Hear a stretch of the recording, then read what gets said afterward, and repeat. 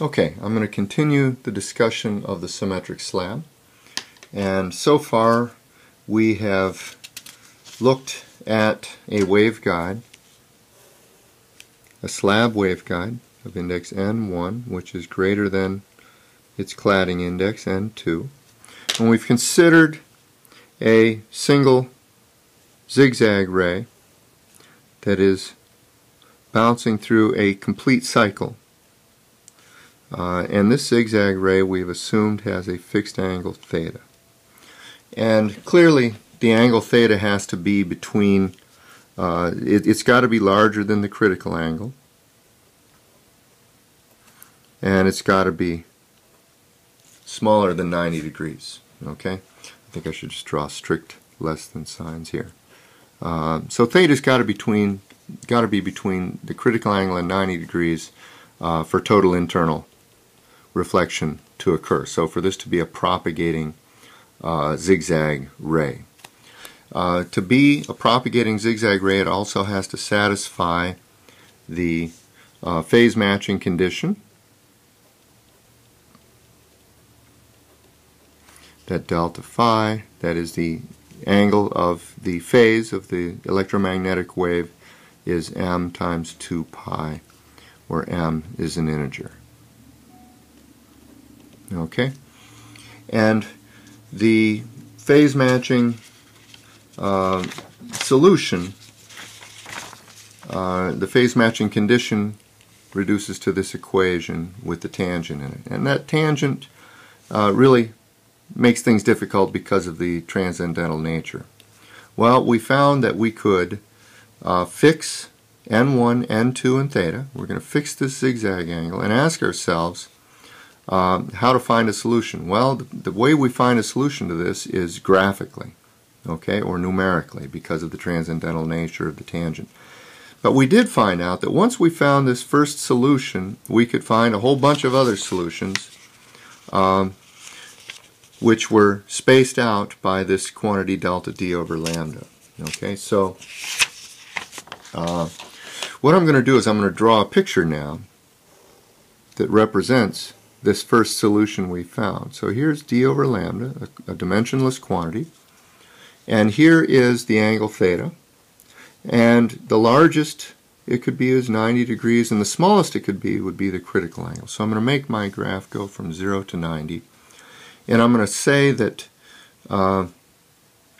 as we fixed, and in our previous analysis we fixed N1, N2, and theta, and we found that first solution. And so what I'm going to do is I'm going to suppose that, okay, suppose we fix theta to be this value right here. Then we found that first solution, and we called it D naught over lambda. Okay? And we found that solution by a graphical or numerical technique on the tangent function. We also found that there were a whole bunch of D by lambda solutions that also solved the equation, and that they were spaced out by a distance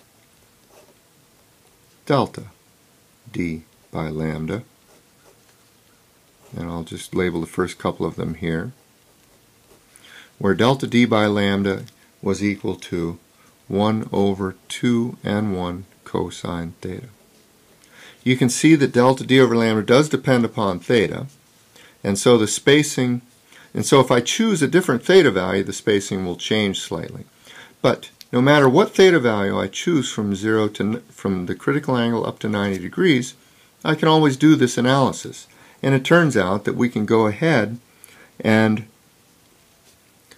vary theta from the critical angle to 90, and we're going to get a solution curve that looks like this. It's going to start at D by lambda is 0 at theta critical, and it's going to go up and asymptote to 90 degrees. Now these other curves then are going to exist, and what I'll do is now draw them in a new plot that becomes our first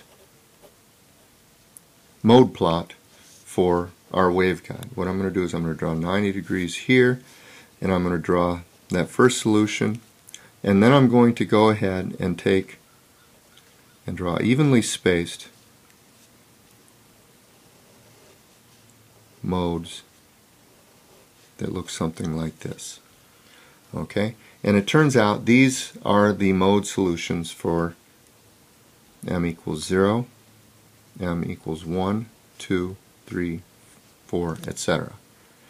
And now the question becomes not what is the sort of a more important question than, well, we know what the delta D over lambda is, and it depends upon theta, but you know, we had just chosen some theta here for our first analysis, and now I'm going to say let's let theta equal theta c, and let's evaluate delta D over lambda.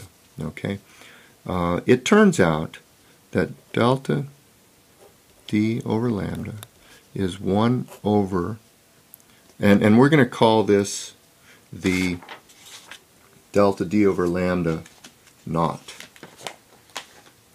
Or we're going to call it delta D over lambda c for critical angle. And this is going to be 2n1 cosine of theta critical. And it turns out that if you do the math, we're going to get 1 over 2 square roots of n1 squared minus n2 squared here. Okay? And this arises from the fact that the cosine of the critical angle is equal to square root of n1 squared minus n2 squared all over n1. Okay? And this can be shown starting with the critical angle being the arc sine of n2 over n1. Okay? So this is the spacing of these points on the axis, on the theta critical axis. Okay? And so now we've got a fairly complete characterization of our modes. We can now take this graph and say, okay, suppose I have a real waveguide where instead of fixing theta like I did to get my solutions here, I'm going to say I've got a particular D, particular waveguide thickness, a particular lambda, a particular n1 and n2, which I've had to fix to make this whole graph, and ask ourselves, okay, what is D by lambda? Maybe D is 1.5 times lambda, or maybe D is twice lambda. Whatever it is, though, we go ahead and take its value, and then we can strike up and find these values for the zigzag angle, theta, that give us solutions. And in particular, we can count the number of solutions that there are for a particular D by lambda value. Okay? So this is for a particular waveguide. Okay? So we can not only count the solutions, but we can find those values of the